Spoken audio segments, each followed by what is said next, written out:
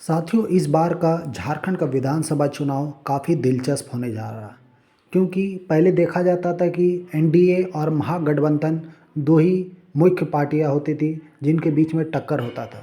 लेकिन इस बार मुकाबला त्रिकोणीय होने वाला है क्योंकि इस बार झारखंड का युवा नेता टाइगर जयराम महतो के नेतृत्व में जेएलकेएम नामक पार्टी मैदान में उतर चुका है।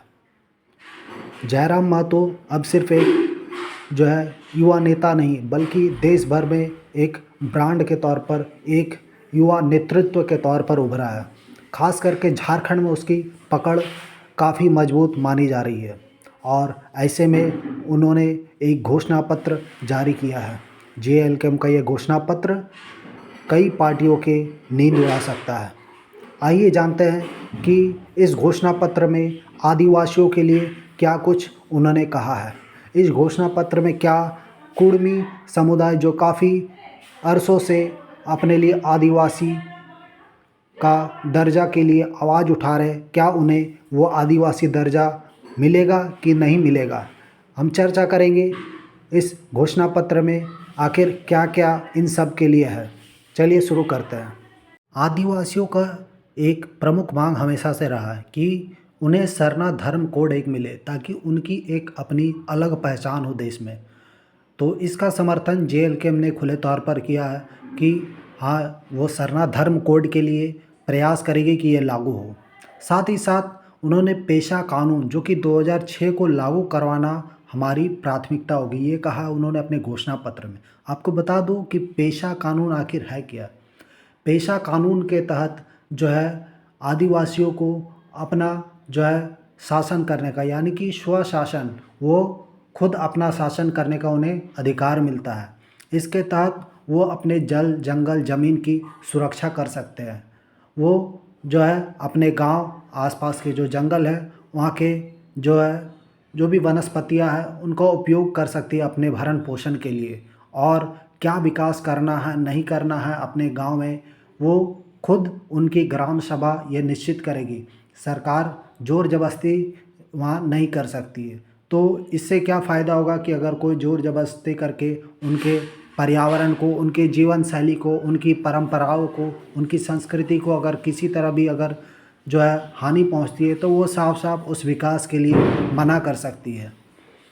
इसके बाद उन्होंने कहा कि आदिवासियों के सरना, मसना, जाहिरिस्तान और हडगरी जैसे धार्मिक स्थानों को चिन्हित कर उन्हें संरक्षित किया जाएगा। साथ ही समता जजमेंट अगर लागू हो जाता है तो आदिवासियों को ये हक मिलता है कि कौन उनके एरिया में माइनिंग करेगा नहीं करेगा, इसका निर्णय वहाँ की ग्राम सभा, वहाँ के आदिवासी कर सकते हैं। प्राइवेट कंपनीज़ को वहाँ एंटर करने की फिर जो है इजाज़त नहीं मिलेगी।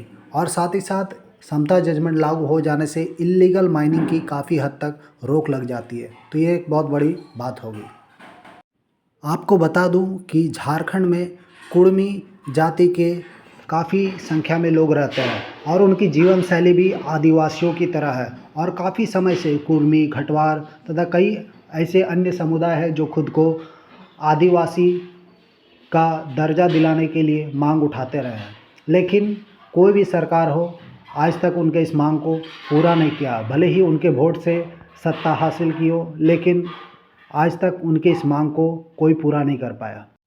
इसी को देखते हुए जेएलकेएम ने एक तीसरा रास्ता अपनाया है कि कुड़मी, घटवार तथा अन्य समुदाय जिनकी कई दशकों से सूचीबद्ध होने की मांग है, उन्हें ईडब्ल्यूएस के तर्ज पर एक नया कॉलम, यानी कि जिस तरह से आरक्षण की श्रेणी में ईडब्ल्यूएस को जोड़ा गया, उसी तरह एक नया कॉलम परिभाषित करके इन्हें विशेष संरक्षण दिया जाए।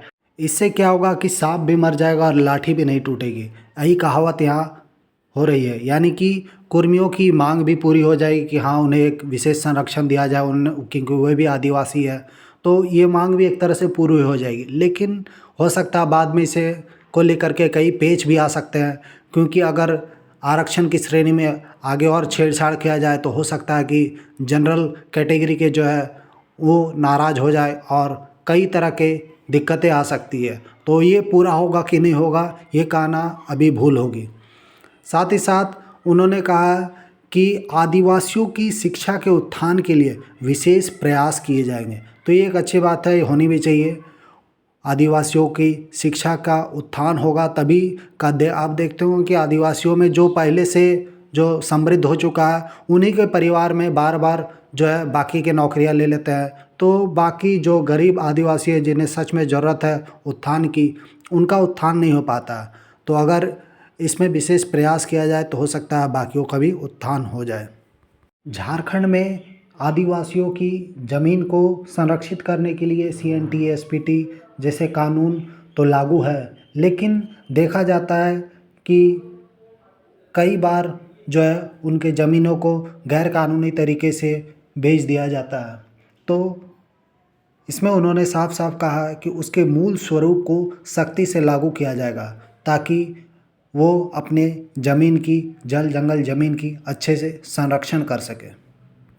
तो साथियों, कैसा लगा आपको JLKM का ये घोषणा पत्र जो उन्होंने आदिवासियों के हितों के लिए ये किया है? ज़रूर कमेंट बॉक्स में बताएं। जय हिंद, जय भारत, जोहार झारखंड।